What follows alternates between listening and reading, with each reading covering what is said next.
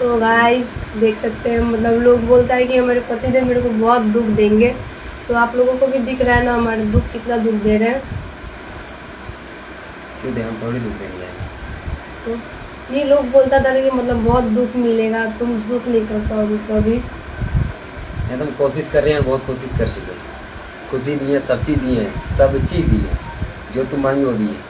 और गाइस आप लोग भी देखते होंगे, मैं तो रील डालती हूँ, तो मतलब हर जगह में से मैं घूमने रोज जाती हूँ। मतलब कोई कोई होता है जो शादी के बाद तो कहीं लेकर भी नहीं जाता है, लेकिन मेरे पति जो तो मेरे को रोज घुमाने लेकर जाते हैं। और हर जगह जहाँ जाते कहाँ साथ में मेरे को लेकर जाते हैं। गाइस देख सकते हैं, अभी हम लोग मार्केटिंग करके आए, इतना सारा कपड़ा लेकर आए हैं और ये चप्पल भी लेकर आए। और लोग बोलता है मेरे पति तो मेरे को नहीं मानते हैं, उसके मुंह में काला दाग लगाना बहुत जरूरी है। सही। जान हमारी घुमाए हम, तकलीफ किसी और की नहीं होनी चाहिए।